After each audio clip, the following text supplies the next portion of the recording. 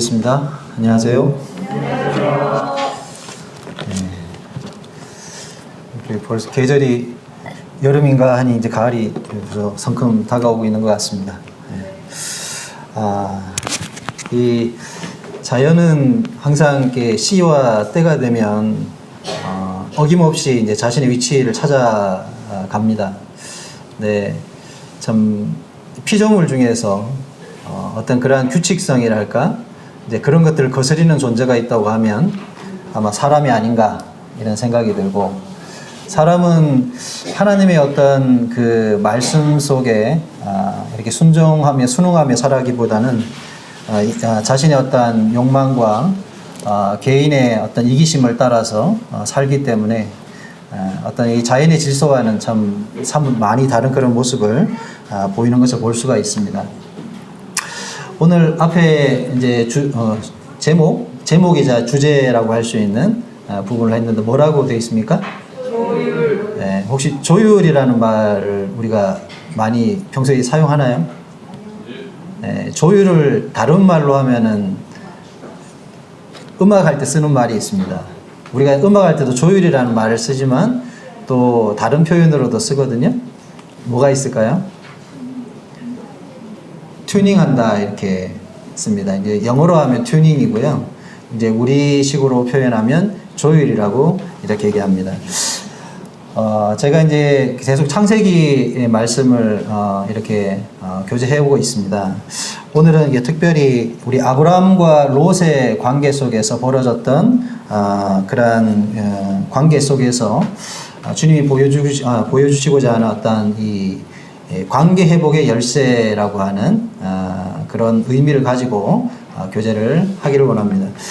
성도님들이나 또 여러분들이 살면서 제일 어려운 게 뭐죠? 사람 관계죠. 네. 성경에서 어떤 인간의 관계를 다루는 말씀들이 많이 나올 것 같습니까? 서신서에 보게 되면 대부분 이 그리스도인들의 어떤 실천적인 삶을 가르칠 때 나오는 내용들이 크게는 인간관계를 다루는 내용을 많이 다루고 있어요. 우리가 사실 이제 그런 부분들을 많이 다루지 않고 있기 때문에 그렇지만 뭐 주인과 종, 그 다음에 어떤 부부 관계, 그 다음에 상하 관계, 또 뭐 남녀 관계, 뭐 여러 가지 관계가 있는데, 그래서 우리가 신약 성경에 보면 이러한 인간관계를 다루는 내용이 굉장히 많습니다. 그리고 또 우리가 유명하게 아는 말씀이 있죠. 너희가 하나 되기를 힘쓰라, 이런 말씀들이 있죠. 이게 다 인간관계에 대한 내용이거든요. 성도들의 관계 속에서 벌어지는 일들, 또 우리가 하나 되지 못하기 때문에 일어나는 여러 가지 어떤 근본적인 문제들을 다루고자 하시는 것입니다. 성경에서 많이 다룬다는 것은 결국에 이것이 인간의 가장 큰 약점이자 어려움일 수 있다라는 것을 우리들한테 가르쳐 주고 있다라고 생각이 들어집니다. 자, 오늘 이제 본문의 말씀을 같이 한번 읽어보도록 하겠습니다. 창세기 13장 7절에서 12절까지의 말씀을 본문으로 이렇게 정해서 교제하겠습니다. 앞에 보셔도 되고요. 성경을 찾으셔서 보셔도 좋을 것 같습니다. 창세기 13장 7절부터 12절까지 같이 읽어보도록 하겠습니다. 시작. 그러므로 아브라함의 가축의 목자와 롯의 가축의 목자가 서로 다투고 또 가나안 사람과 브리스 사람도 그 땅에 거주하였는지라. 아브라함이 롯에게 이르되 우리는 한 친족이라 나나 너나 내 목자나 내 목자나 서로 다투게 하지 말자. 내 앞에 온 땅에 있지 아니하냐. 나를 떠나가라. 내가 좌하면 나는 우하고 내가 우하면 나는 좌하리라. 이에 롯이 눈을 들어 요단 지역을 바라본즉 소알까지 온 땅에 물이 넉넉하니 여호와께서 소돔과 고모라를 멸하기 전이었으므로 여호와의 동산 같고 애굽 땅과 같았더라. 그러므로 롯이 요단 온 지역을 행하고 동으로 옮기니 그들이 서로 떠난지라. 아브라함이 가나안 땅에 거주하였고 롯은 그 지역의 도시들에 머무르며 그 장막을 옮겨 소돔까지 이르렀더라. 이 말씀은 잘 아시는 말씀이죠? 우리가 교회 생활 좀 하셨으면 많이 듣고 많이 접한 말씀입니다. 지난번에 이제 아브라함이 우르를 떠나가지고 하란에 머물렀다가 이제 하란에서 자기의 아버지가 죽고 일부의 가족들 아브라함과 사레와 주인공인 롯을 데리고 어디로 왔습니까? 이제 가나안 땅에 이제 입성하게 됩니다. 가나안 땅에 처음 오게 된 것이 세겜이라는 곳이었죠. 그렇죠? 12장의 말씀에 보게 되면 6절에 세겜 땅, 가나안 땅에 있는 세겜에 처음 이제 들어서게 됩니다. 그곳에 가서 아브라함이 제일 먼저 무엇을 하냐면 하나님 앞에 제단을 쌓았죠. 그렇죠? 제단을 쌓고 하나님이 그에게 약속을 다시 재확인시켜 줍니다. 그가 갈대아 우르에서 하나님께 들었던 약속을 그가 세겜 땅 처음 왔을 때 다시금 그 약속을 확인받게 되는 내용이 바로 12장에서 나오게 됩니다. 그리고 그 다음에 나온 게 지난번에 교재가 고난이 있는 삶을 다루면서 이제 그리스도인의 삶 가운데 하나님께서 축복을 먼저 주기 전에 무엇을 준다 그랬습니까? 고난이 있는 삶을 허락한다. 그래서 그 땅에 기근이 임했다라고 말씀을 드렸습니다. 기근이 임하고 아브라함은 환경을 쫓아 네게브를 지나서 애굽 땅에 들어가게 되었고 그리고 거기서 여러 가지 불미스러운 일을 겪게 되었죠. 근데 참 아이러니하게도 그 불미스러운 일을 통해서 아브라함과 롯은 부자가 되어서 다시 가나안 땅으로 올라오게 됩니다. 참 재밌지 않습니까? 뭘 잘해가지고 부자가 된 게 아니라 가서 자기 아내 사레를 속된 표현으로 팔아넘긴 거죠. 그 대가로 아브라함이 부자가 되었고 자기 조카 롯도 부자가 되었습니다.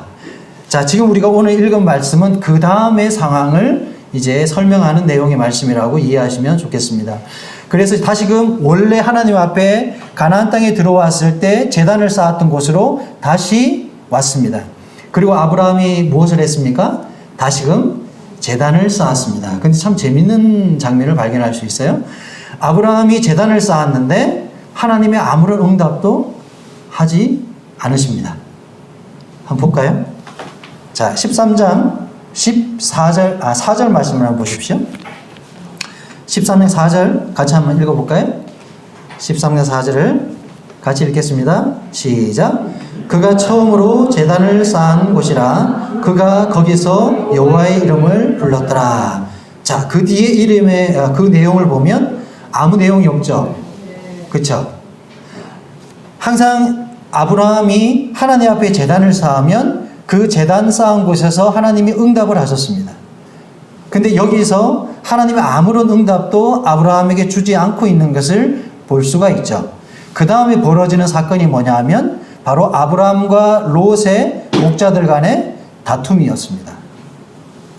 자, 여기서 우리가 발견할 수 있는 것은 하나님이 우리 가운데 어떠한 응답을 주지 않는 상황들을 생각해 볼 수가 있는 거예요. 그 상황을 우리는 여기서 갈등과 다툼으로 우리가 볼 수가 있습니다. 자, 어떤 갈등이 있었나요? 이제 그들이 부자가 되었잖아요. 그렇죠? 부자가 되고 나니까 그들은 목축업을 하고 있었기 때문에 많은 양과 염소와 가축들을 거느리고 있었고 그리고 그들을 먹이려면 뭐가 필요했죠? 넓은 목초지가 필요했었습니다.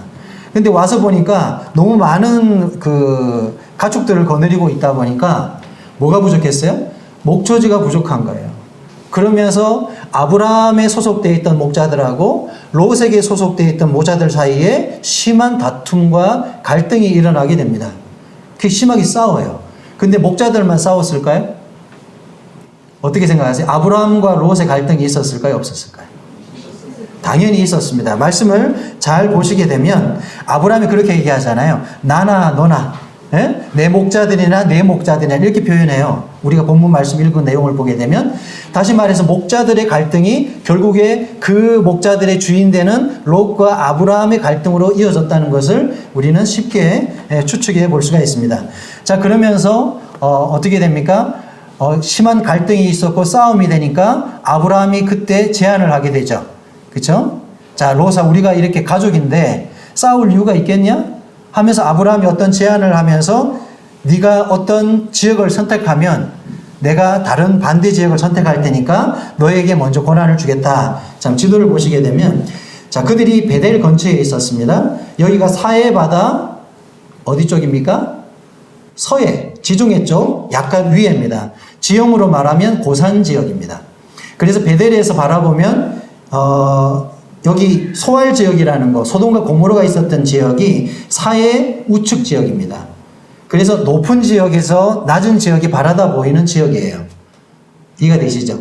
네, 그래서 이제 롯이 눈을 들어가지고 동쪽을 바라봤는데 사해 바다 쪽에 무엇이 보였어요? 이 아주 뭐랄까 비옥하고 좋은 땅이 보였습니다. 그래서 저 땅이 좋으니까 제가 저 땅을 선택하겠습니다. 이렇게 롯이 좀 이기적인 선택을 하게 되죠. 그리고 롯의 일행을 다 그쪽으로 떠나 보내게 되는 내용입니다. 그러고 난 이후에 아브라함이 잠시 이 어떤 사색에 잠기게 돼요. 근데 어떤 일이 벌어지냐면 그때 하나님이 아브라함에게 나타납니다. 자, 그 뒤에 내용을 한번 보실까요? 자, 13장 14절 보세요.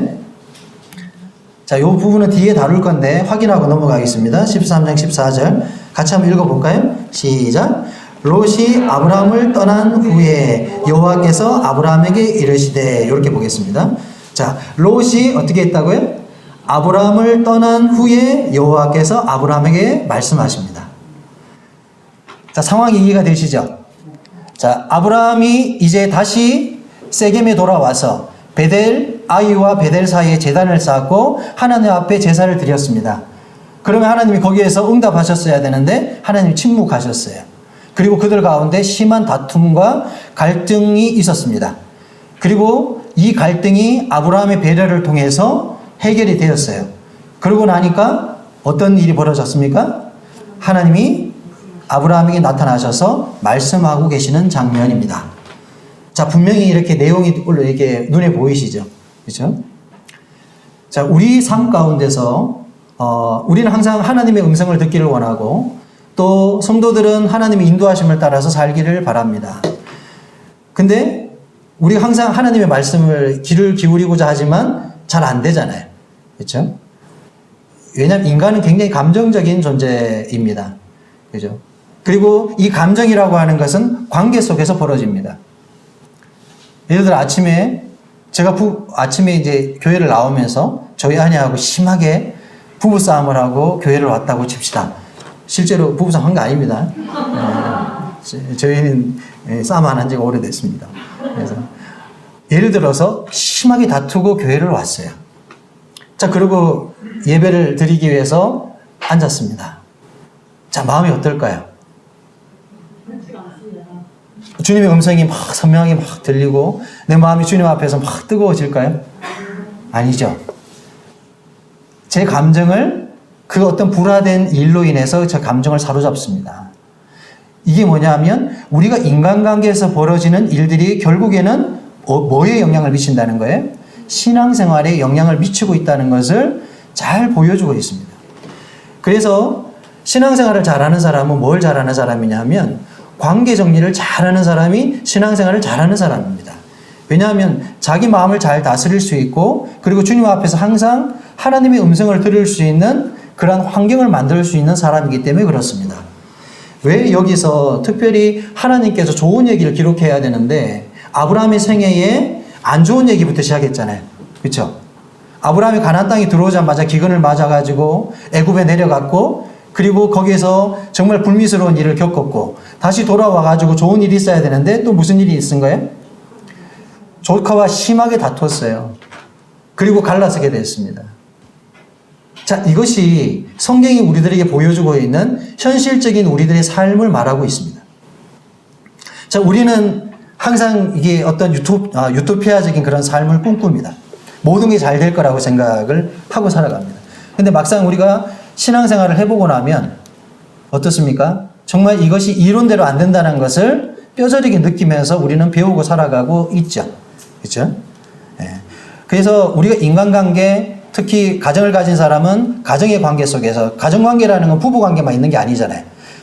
아버지와 자녀의 관계, 어머니와 자녀의 관계, 또 자녀들 간의 관계, 모든 것이 관계입니다. 그렇죠? 이 관계를 원만하게 풀어가지 않는 사람은 정상적인 신앙생활이 굉장히 어려운 것을 우리는 알고 있습니다. 부정할 수가 없는 사실이죠. 그래서 오늘 이 부분에 대해서 좀 생각해 보기를 원합니다. 자, 보시면 지금 소돔과 고모라 땅은요, 사해바다에 이렇게 사해바다 밑에 가라앉아 있다고 이렇게 학자들이 그렇게 얘기하고 있습니다. 소돔과 고모라 성이 멸망당할 때 유황불이 떨어지고 그때 사해바다 쪽에 있던 소돔과 고모라 땅이 사해바다 쪽으로 들어갔을 거라고 그렇게들 고고학자들이 얘기하고 있습니다. 참 지금은 그때 당시는 굉장히 비옥했던 것 같은데 지금은 그렇게 비옥한 땅은 아닙니다. 여기가요. 예. 자, 제가 표시해 놨는데 뭐 추정지가 이렇습니다. 빨간 표시로 된 데가. 자, 인간관계의 어려움에 관해서 한번 생각해 보겠습니다. 제가 위에 이렇게 기록을 해놨는데 아까 서신서에 관계를 다루는 내용이 많다 그랬잖아요. 그렇죠? 골로새서, 에베소서, 로마서, 골로새서 이게 모든 서신서 끝에 나오는 내용입니다. 자, 대부분 서신서의 구조가 어떻게 되어 있냐면 앞에는 교리적인 내용을 다룹니다. 원론적인 얘기를 다뤄요. 그리고 후반부에 가서 뭘 다루냐면 실질적인 그리스도의 삶을 다룹니다. 서신서 읽어보시면 구조가 그래요. 너희가 이렇게 하나님 앞에서 이와 같은 원리를 알아야 한다 해놓고 하나님의 어떤 영적인 것을 막 가르쳐요. 그렇죠? 그래 놓고 끝에 가면 실천사항이 뭐냐 하면 대부분 관계의 문제를 다룹니다. 은사를 다뤄놓고 또 뒤에 관계를 다뤄요. 종과 주인의 관계를 다루고요. 부부의 관계를 다루고 그 다음에 자녀와 아버지의 관계를 다루고요. 모든 게 관계를 다룹니다. 그리고 관계 속에 너희가 하나님의 어떤 덕을 끼칠 거냐, 정말 믿는 사람이 어떤 삶을 보여야 되지? 이렇게 하면서 뒤에 다룬단 말이에요. 한번 나중에 서신서를 한번 이렇게 뒤적뒤적해서 한번 보십시오. 그러면 대부분 그런 구조로 되어 있다는 것을 우리가 발견할 수 있게 됩니다. 자, 여러분 주변에 어떤 관계들을 맺고 살아갑니까? 이게 청년 때는 이게 관계가 좀 단순하죠. 어릴 땐 친구 관계 많이 있습니다. 그러다가 좀 크면 어떤 관계가 생깁니까? 연인 관계라는 게 이제 생겨요. 그리고 연인 관계가 생기고 이제 부부가 되면 관계가 복잡해집니다. 맞죠? 일단은 부부가 있고 부자가 있고 또 뭐가 있고 처가와 또 이 관계 또 친가와 관계 이 굉장히 갈등 요소가 많은 이 관계 속으로 엮어 들어가기 시작을 합니다. 보면 이렇게 사람이 계속 관계를 엮어가요. 그러니까 이 관계가 생기면 생길수록 신경 쓸 게 굉장히 많아지게 됩니다. 그러니까 우리가 사회라는 어떤 속에 또 우리가 어떤 이 신앙 공동체라는 속에 들어와도 관계라는 게 생겨요. 그렇죠? 자매님들은 자매님들의 관계가 생기고 또 형제님들은 형제님들의 관계가 또 생깁니다. 근데 관계 생활을 하면서 우리가 뭔 경험을 합니까? 왜? 막 속에 막 이런 게 있어도 다 말하지 않잖아요. 그렇죠? 눈치를 보고 때로는 서로 입장을 생각해가지고 말을 아끼고 그렇게 합니다. 왜 잘못 얘기하면 막 멱살 잡는 일이 생길 수도 있거든. 거짓말이 아니잖아요. 우리가 말을 안 할 뿐이지. 예? 사람은 다 왜 그러냐 하면 자기 기준에서 보거든요. 저도 마찬가지로 제가 제일 못하는 게 뭐냐면 인간관계를 제일 못합니다. 내가. 이게 뭐 심리 뭐 이렇게 하는 거 있어요. 모임에 자매님이 하시는 게 있는데 그 테스트 하면은 크게 네 군으로 이렇게 나누는데 보면 이제 저는 대나무군이거든요. 대나무군. 네. 뭐 난초 있고 뭐 국화 있고 막 그래요. 그 중에서 대나무군에 속합니다. 이 대나무군들은 자기 것만 봅니다. 이렇게 쫙 이렇게 배려가 별로 없어요. 근데 이제 국화군들은 굉장히 배려가 많습니다. 근데 저희 아들도 CTI에 있으면서 다시 했는데 저희 아들은 난초입니다. 난초는 예술가예요. 마이웨이, 그냥 자기 감정, 그리고 자기 예술하는 사람들이 주로 난초과에 속하고, 국화 쪽은 다른 사람 감정을 굉장히 많이 살피는 사람이 국화입니다. 국화가 많으면 그 공동체가 어떻습니까? 화기애애해요. 국화가 많으면. 근데 난초나 대나무 쪽이 많으면 어떻게 될까요? 삭막합니다. 그 제가 작년에 저희 이제 그 시타에 이제 생활하면서 대나무가 4명이 있었어요. 성인 중에 저 혼자밖에 없었고 나머지 청년들이 3명이 있었는데 그래가지고 야 우리 같은 족속끼리 밥을 한번 먹어보자. 그래가지고 이렇게 같은 그 군끼리 나눠서 밥을 먹었는데 어떤 현상이 있었냐면 국화나 다른 객들은 막 밥 먹으면서 너무 즐거운 거 얘기를 하면서 예? 근데 저희 있는 이 대나무 쪽은 어땠을 것 같아요? 아무 말도 안 하고 밥 먹습니다. 그 말을 하긴 해요. 오늘 오후에 수업이 몇 시부터 시작하지? 2시. 그래. 딱 필요한 말만 하고 그 이상의 말을 안 해요. 그런데 아무 어색하지가 않아요. 이거 가세요? 그래, 딴 쪽에서 저희가 앉아있는 걸 보고 막 웃는 거예요. 쟤네들은 말 한마디도 안 하고 밥 먹는다고. 너무 이상하다고. 어떻게 저러고 밥을 먹을 수 있지? 이렇게 바라보더라고요. 그러니까 기질이에요, 기질. 그래서 이 대나무들이 관계 형성이 참 어렵습니다. 대쪽 같거든요. 그러니까 뭔가 딱 기준을 정하면 거기 다 맞아야 돼요. 나이가 드니까 조금 이게 순화되긴 하는데 그 근본 기질은 잘 바뀌지 않습니다. 어찌됐든 사람마다 다 그런 기질들을 가지고 있는데 그러다 보니까 우리가 이런 관계 속에서 많은 어려움들을 겪게 돼요. 근데 젊을 때는 이런 것들이 두드러지게 이렇게 드러나게 되지만 나이가 들기 시작하면요. 배려하는 마음이 생기기 시작해요. 내 기질을 뛰어넘어가지고 상대방의 입장에서 생각하는 그러한 인격 같은 게 형성이 되기 때문에 모든 것들이 이렇게 부드러워지고 중화되는 것입니다.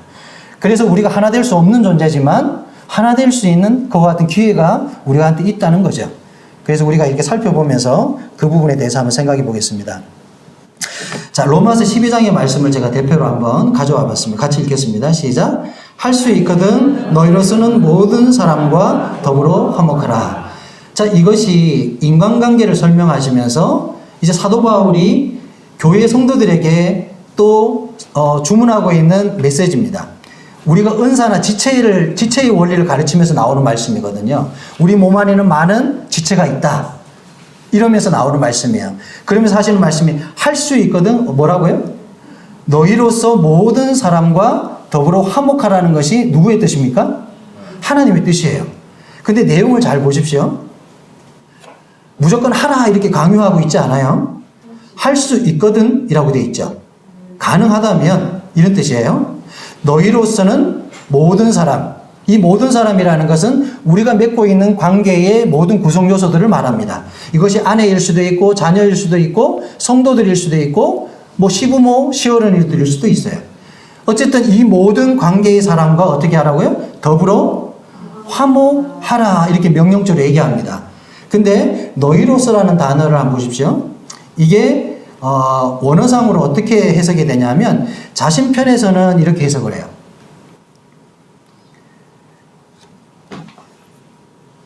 이게 이해가 되세요? 할 수 있거든 자신 편에서는 모든 사람과 더불어 화목하라 이렇게 얘기하는 거예요. 그러니까 개개인에게 주문하고 있다는 거예요. 여기 성도님들한테 다 있잖아요. 너희가 할 수 있거든 모든 사람으로 더불어 화목하라 이렇게 얘기할 때 주문을 누구한테 하느냐 하면 각 개인들에게 하고 있습니다. 이 말은 할 수 있는 사람만 하라는 거예요. 할 수 있는 사람만 한다는 겁니다. 모든 사람이 할 수 있다는 걸 얘기하고 있는 게 아닙니다. 할 수 있는 사람이 있다는 거예요. 그리고 할 수 있는 사람이 한다는 겁니다. 자, 이 부분을 염두하면서 넘어가겠습니다. 자, 오늘 이 아브라함과 롯의 관계에서 세 단계의 구조를 한번 생각해 봤어요. 처음에는 그들이 갈등하는 시작이 있을 거잖아요. 왜 싸웠느냐? 그 갈등의 시작 단계가 있고, 두 번째는 이 갈등의 고조에 달하는 단계가 있습니다. 그렇죠? 그리고 마지막에 이 갈등이 해결되는 그러한 단계가 있습니다. 이 세 부분의 단계로 한번 생각해 보겠습니다. 처음에 이제 단계가 갈등이 시작하는 단계입니다. 아브라함과 롯이 왜 갈등이 시작이 됐을까요? 자, 말씀을 한번 보시면 같이 읽겠습니다. 시작. 그들의 소유가 많아서 동거할 수 없었느니라. 자, 갈등의 이유가 뭐였습니까? 그들의 소유였습니다. 그들의 소유가 이렇게 넘쳐나지 않을 때는 싸울 이유가 없었죠. 그렇죠? 근데 그들의 소유가 많아지니까 갈등의 이유가 생겼고 동거할 수 없게 되었다라고 얘기하고 있습니다. 자, 아브라함과 롯이 우르부터 시작했어요. 그렇죠? 그리고 둘의 관계는 어떤 관계입니까? 삼촌하고 조카의 관계예요. 그리고 아브라함이 소명을 받고 떠났고 롯은 아브라함을 쫓아왔어요. 근데 와서 서로 싸우고 있는 거예요. 그 먼 길을 돌아 지금 여기까지 왔는데 지금 서로가 다투고 있다는 거죠. 자, 그렇다 보면 서로에게 왜 이런 그 다툼이 지금 벌어지게 된 것 같아요? 사람 왜 싸웁니까?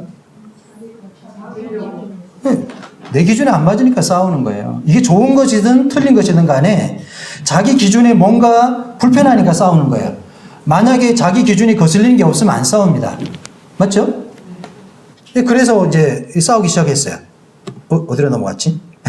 그래서 우리가 갈등이 시작되는 단계는 자기중심적 사고의 방식부터 시작합니다. 모든 갈등은 여기에서 시작해요. 인간은 어떤 존재입니까? 근본적으로 인간은 이기적인 존재입니다. 어떤 사람이 그렇게 얘기합니다.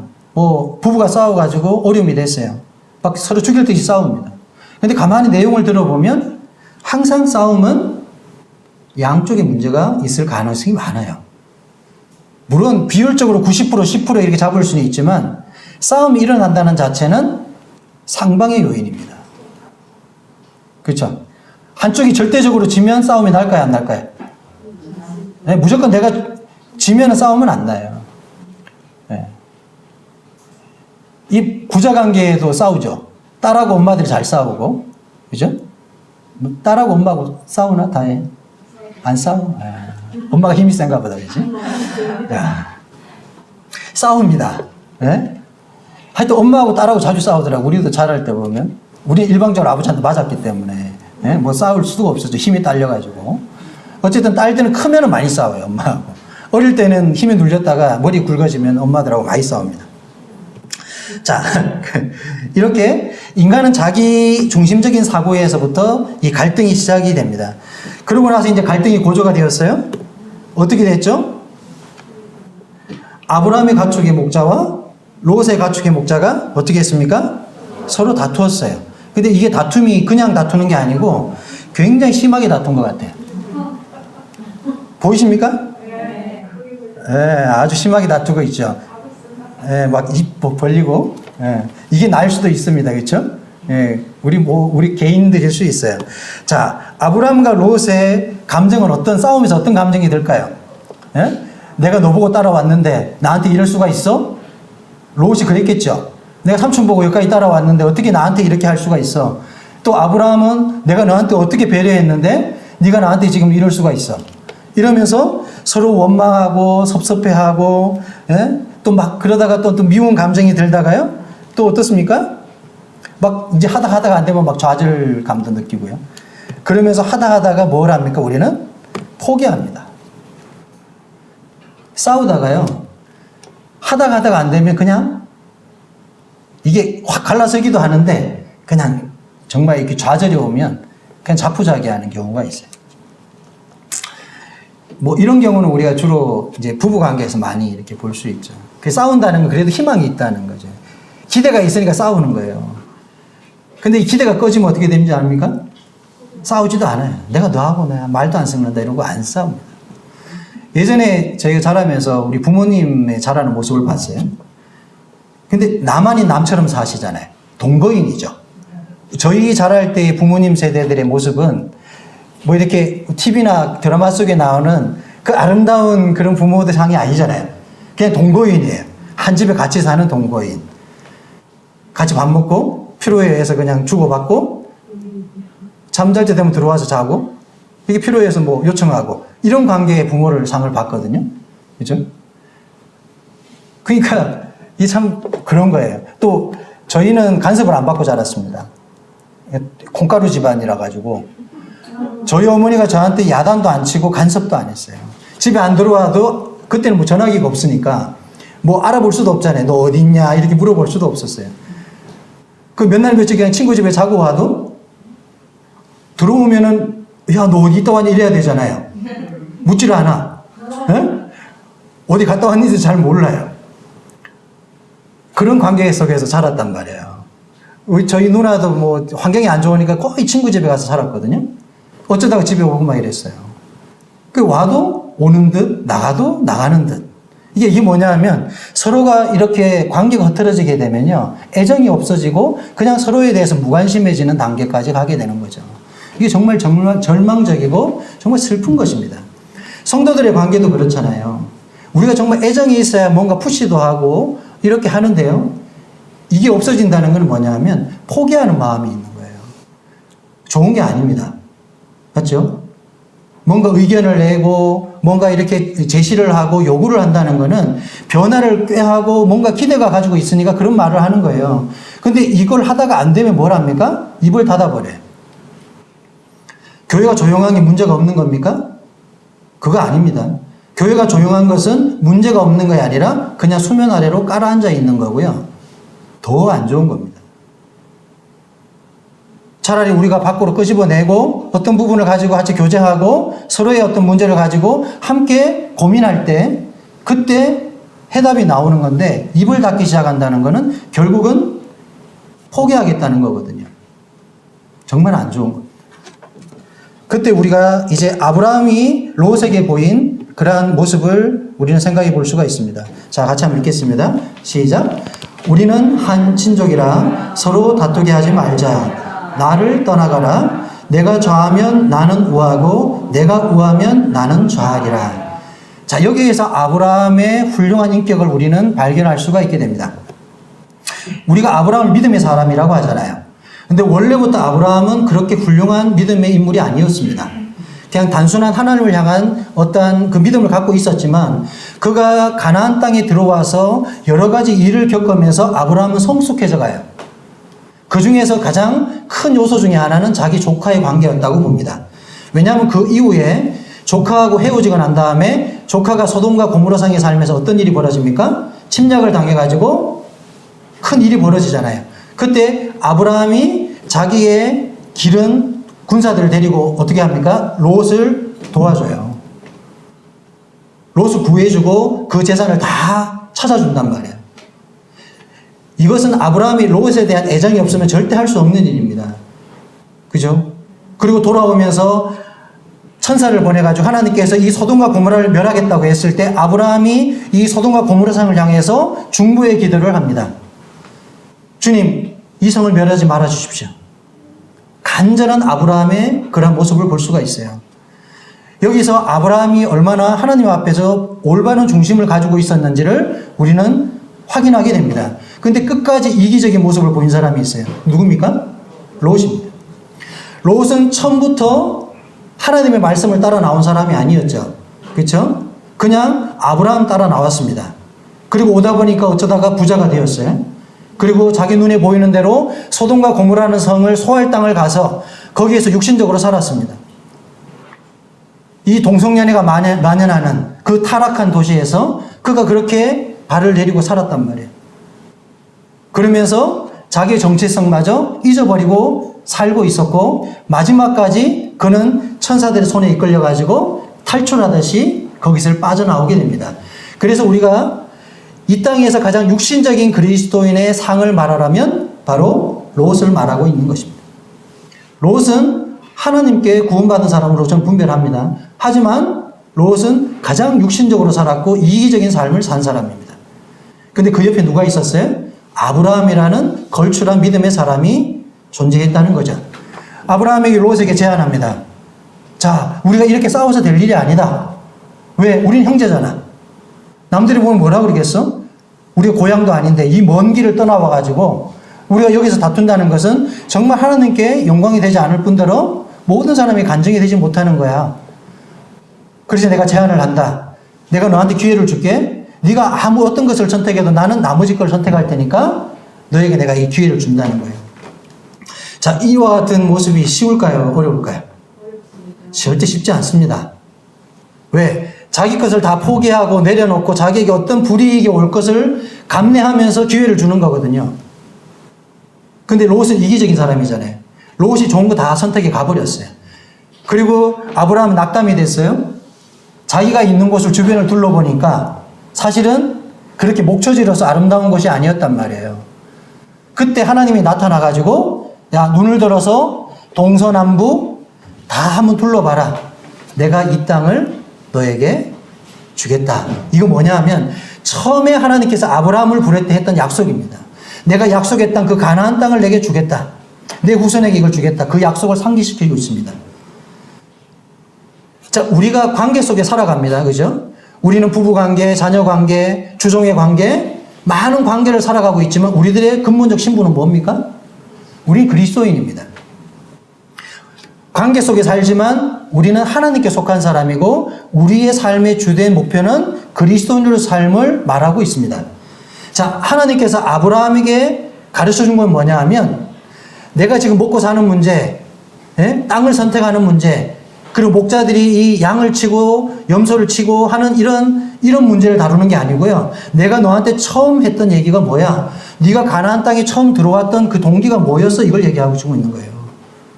그때 아브라함이 정신이 들어와요. 물론 아브라함이 배려했지만 그때 하나님을 바라봅니다. 다시금 하나님 앞에 제단을 쌓고 이 뒤에 보면 제단 쌓는 내용이 나와요. 다시 하나님 앞에 제단을 쌓고 하나님 앞에 제사를 드립니다. 그리고 하나님은 아브라함의 이 제사를 받습니다. 굉장히 아름답지 않습니까?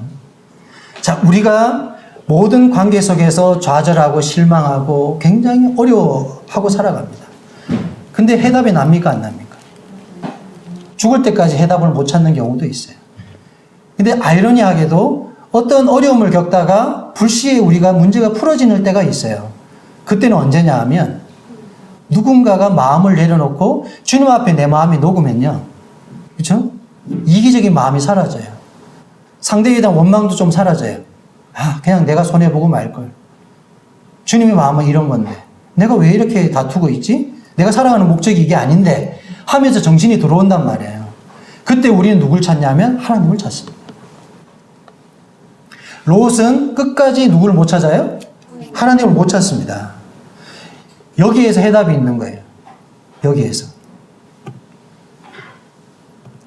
자, 오늘 말씀의 주제가 뭐였습니까? 네, 조율입니다. 조율하라. 자, 조율을 튜닝이라고 했어요.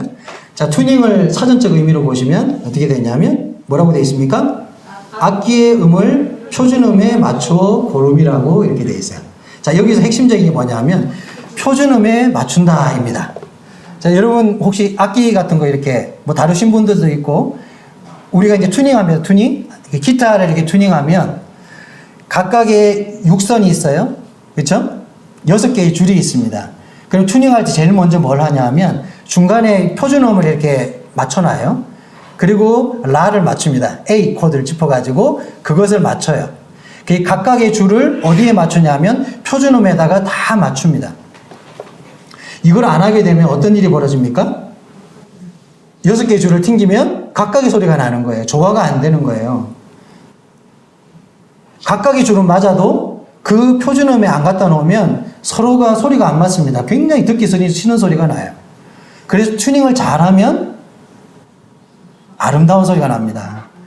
저희 집에 피아노가 있는데 저희 아들 어릴 때 사줬는데 지금 꽤 됐지 한 10년 좀 넘었어요. 튜닝을 한 번도 안 했습니다. 이사를 여러 다녀가지고 원래 피아노는 갈 때마다 이게 조율을 한 번씩 해야 되거든요. 조율을 한 번도 안 했어요. 하긴 해야 되는데 이게 틀어져요. 그러면 온도에서도 예민하고요. 그러면 안에 이제 이렇게 피아노를 열어보시면 그 안에 쇠줄이 쫙 이렇게 있습니다. 그래서 그거를 몽키를 들고 이렇게 쪼아가면서 튜닝을 해요. 어떤 기준에 맞춘다고요? 표준음에 맞춥니다. 절대음이 있어요. 거기에다가 다 맞춰놔야 돼요. 이 맞추는 과정이 굉장히 어렵습니다. 튜닝하는 과정이. 그러니까 이 표준음을 맞추는 게 귀가 굉장히 예민해야 되는데 그게 정말 어렵다는 거예요. 자, 아브라함과 롯의 내용을 한번 보겠습니다. 아브라함은 어디에다가 맞췄습니까? 하나님의 말씀에다가 다시 자기의 음을 맞췄어요. 그렇죠? 근데 롯은 어디에다 맞췄어요? 여전히 자기에게 맞췄습니다. 그러니까 둘은 조화할 수 있어 없어요? 조화가 안 되는 거예요. 조화로울 수가 없어요. 자, 둘이 조화로우려면 둘 다 어디에 맞춰야 됩니까? 하나님의 말씀에 튜닝해야 합니다. 하나님의 말씀에 조율이 안 되니까 서로 불협화음이 나기 시작하는 것입니다. 누구를 원망할 탓도 없이 그런 거예요. 자, 여기서 잘 생각해 보세요. 한 사람은 주님 앞에 올바로 섰어요. 근데 한 사람은 주님 앞에 올바로 서지 않았어요. 화목이 안 되죠. 그렇죠? 자, 이거 누가 평가할까요? 나중에 하나님이 평가하십니다. 모든 성도들의 삶은요, 끝에 가서 하나님이 그 생을 평가하십니다. 자, 부부가 사는데 끝에 가서 네가 잘했네, 내가 잘했네 이런 거 말할 필요가 없어요. 누가 평가해 줍니까? 마지막에 주님이 평가해 줍니다. 근데 깊이 들어가 보면 대부분 둘 다 잘못하고 있어요. 예. 저도 참 이렇게 튜닝을 잘 못하는 사람입니다.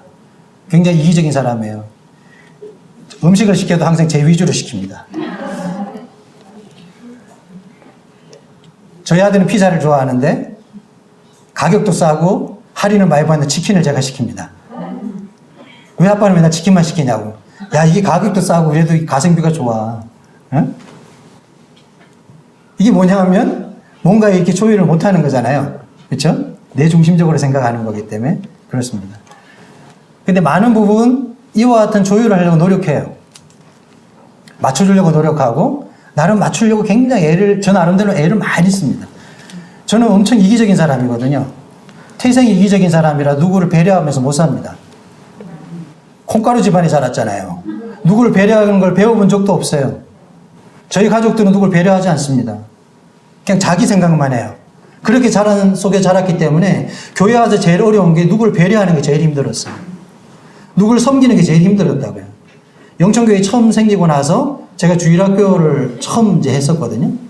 저 혼자 했어요, 그때는. 처음 생길 때. 너무 힘들더라고요. 뭐 미칠 것 같아요. 율동도 못하는 남자가 앞에서 가지고 율동도 해야 되지, 뭐 요절도 만들어가 써야 되지. 할 게 너무 많거든. 부끄럽기도 하지만 어떻게 해야 될지도 모르고 말도 지지를 안 들어먹고, 이제 하는 너무 이게 내가 교육이 잘 돼가지고 하는 것도 아닌데 그게 참 힘들더라고요. 더 힘들었던 것은 배려해야 하잖아요. 누군가를 섬기기 위해서는 배려해야 되는데 그 배려심이 나한테 없었기 때문에 책임감도 있고 의무감도 있는데 배려가 없는 거예요. 여러분, 책임감하고 배려는 다릅니다. 책임감이라고 하는 것은 내가 내 기준에서 하는 게 책임감이고요. 배려라는 것은 상대방의 생각을 읽어서 해주는 게 배려입니다. 맞죠? 책임감이 좋은 사람이 배려가 없을 수가 있어요.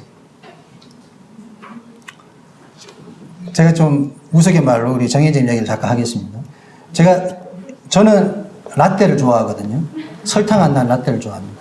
형제는 달달한 걸 항상 뭐 이렇게 사가 들고 오세요. 싫다는 게 아닌데 저는 라떼를 좋아합니다. 그러면 뭘 사다 주는 게 그 상대방의 배려일까요? 물론 사다 주면 굉장히 감사하죠. 그렇죠? 근데 상대방이 좋아해 주는 걸 사다 주는 게 배려죠. 맞죠?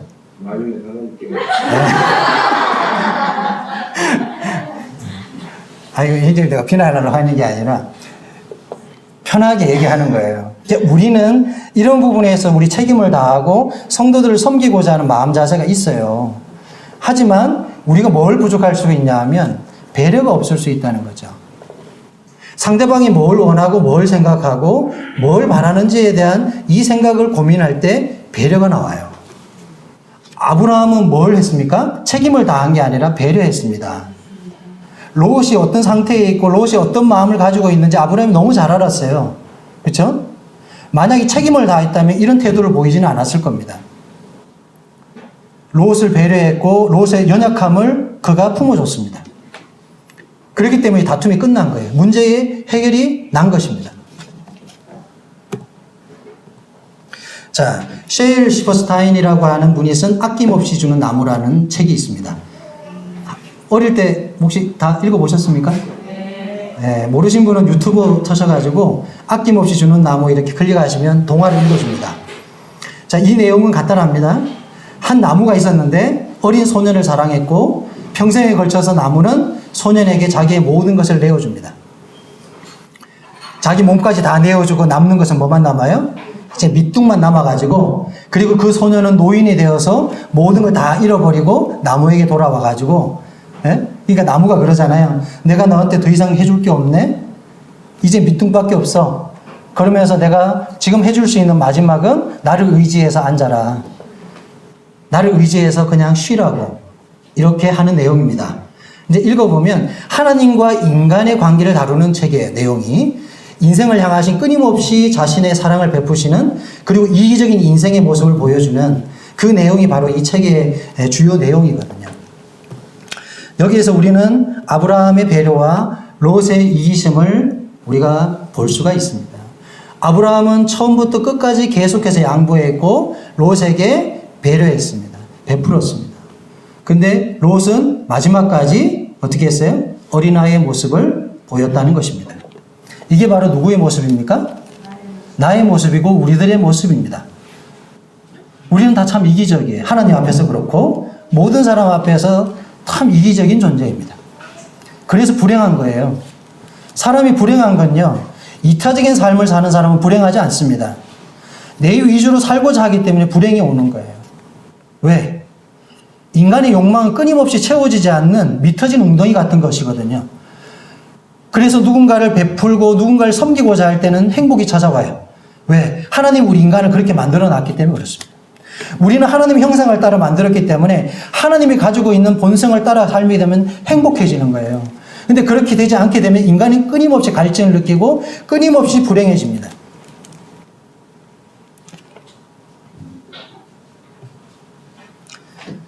같이 한번 읽겠습니다. 시작.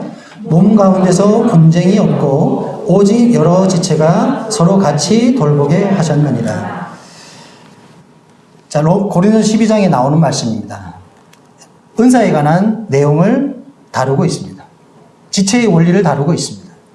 여기서 핵심적인 단어는 뭡니까? 서로 같이입니다.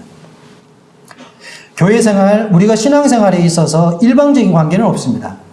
그리고 부부 관계도 일방적인 게 없어요. 한 사람이 절대적으로 지면요, 절대로 싸움이 일어나지 않습니다. 내가 저 사람을 위해 희생하고자 하는 마음이 있으면요, 싸움이 거치고 주님이 거기에서 해답을 보여줍니다. 물론 이 땅에서 안 끝날 수도 있지만 교회 생활도 마찬가지잖아요. 우리가 지체의 원리에서 서로 같이 돌아보게 했지 누가 누군가를 돌아보게 한 것이 아니었습니다. 지체는 상호 보완적인 관계 속에 있고 그리고 서로 협력하는 관계 속에 있고 서로 같이 성장하게 만들어 놨습니다. 그래서 한 지체가 아프면 다른 지체도 아픈 거예요. 한 지체가 성장하면 다른 지체도 행복해지는 거예요. 왜? 이것이 하나됨의 원리고 이것이 지체의 원리이기 때문에 그렇습니다. 이기적으로 살면요, 다른 사람이 불행해져요. 내가 이기적으로 선택하면 다른 사람 누군가는 고통스러워 한다고요. 배려가 없으면 그렇습니다. 마음을 아프게 합니다. 가정도 마찬가지고 교회도 마찬가지입니다. 교회 성도들이 나만 생각하고 살면요, 행복할 것 같습니까? 절대 행복하지 않습니다. 그 사람은 끝까지 불행합니다. 누군가를 배려하고 성도들을 위해 기도하고 내가 어떻게 하면 저 성도들을 위해서 내가 배려할 수 있을까? 내가 어떻게 해야지 성도들이 유익해질 수 있을까? 끊임없이 고민하는 사람이 행복해지는 겁니다. 왜? 이것이 성경의 원리니까. 하나님이 우리 인간을 그렇게 만들었기 때문에 그렇습니다. 시간이 많이 가 있는데 55분이네요. 자, 링컨의 대통령의 얘기를 잠깐 하겠습니다. 링컨이 미국 대통령 16대 대통령이었습니다. 링컨은 예화가 많은 사람이에요. 그리스도인 대통령이었잖아요. 링컨의 예화가 많은데 그 사람이 남북전쟁할 때 어떤 일이 있었냐면 군대 사령관이 있었어요. 그래 링컨이 생각할 때 어떤 명령을 내렸는데 사령관이 반대했어요. 그렇게 싸우면 우리 집니다. 이렇게 했어요. 근데 링컨이 내가 대통령이니까 내 말 들어 이렇게 해가지고 이렇게 밀어붙였어요. 근데 싸움에서 졌네. 대패를 했어요. 그리고 링컨이 자기가 잘못한 걸 알고 자기 비서를 보내가지고 그 사령관한테 진심 어린 사과를 전했습니다. 근데 이 사령관이 그 비서한테 뭐라고 얘기했냐면 사과를 받아야 되잖아요. 대통령이 그랬는데 거기다 대놓고 멍청이라고 그랬어요. 대통령이. 그래서 돌아와가지고 링컨이 비서관한테 물었어요. 야, 사령관이 뭐라 하더냐, 내가 사과를 전했는데. 그럼 우리 이렇게 하면 아이고 괜찮답니다. 이렇게 전해야 되잖아요. 근데 비서관이 고지식해가지고 있는 고지 그대로 다 전해준 거예요. 바보랍니다. 링컨 당신 바보랍니다. 이제 이렇게 얘기하니 근데 그때 링컨이 뭐라고 반응하냐면 맞아, 나 진짜 바보야, 이렇게 반응했다 그래요. 링컨은 굉장히 훌륭한 그리스도인이었습니다. 자기의 잘못을 인정할 줄 알았고 자기의 실책을 인정할 줄 아는 사람이었고 그리고 어떤 비난도 상황도 받아들일 수 있는 사람이었습니다. 그래서 링컨이 미국 대통령 중에 굉장히 존경받는 대통령으로 남아있는 이유가 이런 일화에서 있는지도 모르겠습니다. 자, 우리는 여러 가지 관계 속에서 어려움을 겪고 갈등하고 힘들어합니다. 그렇죠? 근데 어떤 사람이 정말 훌륭합니까? 다툴 수 있어요. 싸움 없는 관계는 없잖아요. 그때 진짜 잘하는 사람은 자기의 잘못을 빨리 인정하고 숙이고 손 내미는 사람이 훌륭한 사람이에요. 그런 사람이 성정하는 거예요. 그런 사람의 인격이 성숙해가는 거예요. 근데 자기 잘못을 인정하지 못하고 자기의 실수를 받아들이지 않는 사람은 절대 변하지 않습니다. 네가 잘못했잖아. 끝까지. 너만 잘못했잖아. 이렇게 얘기하면 안 바뀝니다. 왜? 우리의 몸의 원리는 서로 같이 돌아보게 만들어놨기 때문에 그렇습니다. 서로 배려하지 않으면요, 화목이 없어요. 양보가 없으면 절대 화목이 오지 않습니다. 가정이 화목하다는 건요, 가정의 모든 구성원들이 각자가 양보하고 있다는 거예요. 서로 배려하려고 노력하고 있다는 거예요. 그게 화목해지는 겁니다. 말이 없어지는 거는요, 포기하고 있는 거예요. 요 단계를 넘어서 서로 배려하면 행복해요, 가정이. 이거는 가정에 들어가면 느낄 수 있는 겁니다. 교회에 들어왔을 때 우리가 이걸 못 느끼면요, 우리는 이런 부분에 뭔가 교훈을 얻고 있지 못하다는 증거입니다. 자, 마지막으로 정리하겠습니다.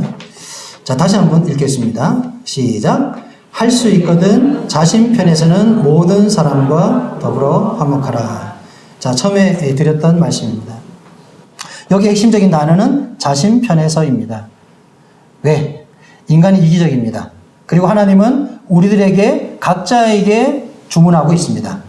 왜? 마지막에 평가할 거기 때문에.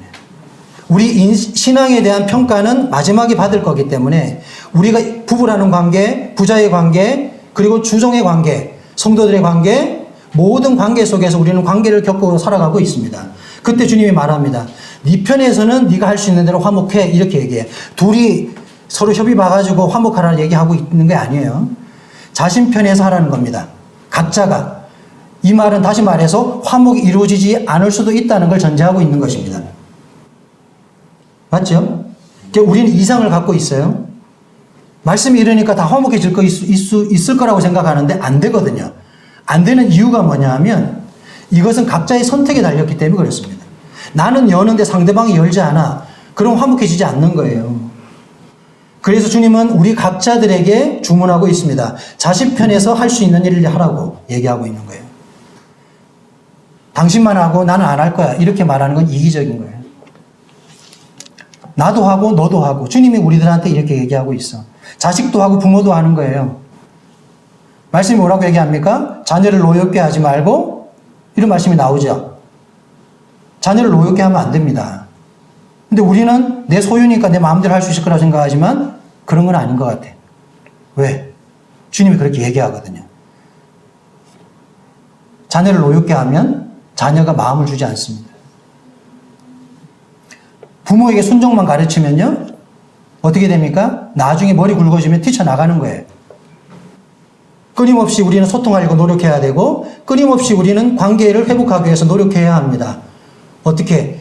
튜닝, 하나님의 표준음에 나를 맞추고, 각자가 주님 앞에 성장해 가야 돼요. 우리 개인들이 하나님 앞에 성장을 이루지 못하면요, 절대 이렇게 조율할 수가 없습니다. 불가능한 일이에요. 그래서 우리는 성경을 배워야 하고, 하나님의 말씀에 끊임없이 내 마음을 녹이고 살아야 합니다. 이것이 우리가 하나님 앞에서 온전한 조율을 이룰 수 있는 근본적인 대안이고 방법이기 때문에 그렇습니다. 아브라함이 우리들에게 그것을 말해주고 있습니다. 이것이 바로 우리가 관계 회복의 열쇠라고 말할 수 있습니다. 너무 이렇게 광범위한 얘기를 다뤘기 때문에 딱 집어가지고 뭘 얘기하면 좋은데 그러기가 어렵잖아요. 왜냐하면 각자가 처해 있는 상황들이 다 틀리고 각자가 지금 겪고 있는 관계의 문제가 다 다릅니다. 지금 자기가 힘들어하는 거 보면 대부분 관계의 문제입니다. 아내와 남편, 자녀와의 관계, 어떤 직장의 동료와의 관계, 대부분 관계의 문제에서 인생의 고민을 하고 있어요. 대부분 그렇습니다. 이게 잘 되면 행복해요. 근데 안 돼서 굉장히 어려워하고 있는 거예요. 우리가 세상 사람이 아니잖아요. 우리는 믿음 안에 있고 그리스도 안에 살아가는 사람들입니다. 그렇다면 성경적인 대안을 가지고 우리는 답을 말해야 됩니다. 그래서 아브라함과 롯이라고 하는 관계를 통해서 해답을 우리는 찾을 수 있었습니다. 조율하는데 아브라함은 하나님의 말씀에 자기의 표준을 맞췄습니다. 롯은 끊임없이 자기 기준에서 맞추었고 결국에는 롯은 마지막 불행한 결과를 맞습니다. 그가 하나님의 사람이었지만 그는 이기적인 삶을 살고 끝때까지 이기적이었어요. 근데 아브라함은 말씀으로 시작했고 마지막까지 그는 하나님의 사람으로 자기의 생을 마칠 수 있게 되었습니다. 자, 어떤 생을 살기를 원하십니까? 성도님들은 어떤 위치에 서기를 바랍니까? 아브라함의 위치에서 조율하기를 원합니까? 아니면 롯의 위치에서 조율하기를 원합니까? 오늘 나눈 이 말씀들이 여러분들의 어떤 삶 속에서 조금이나마 해답을 찾을 수 있는 그런 대안이 되었으면 좋겠습니다. 이상 드리겠습니다.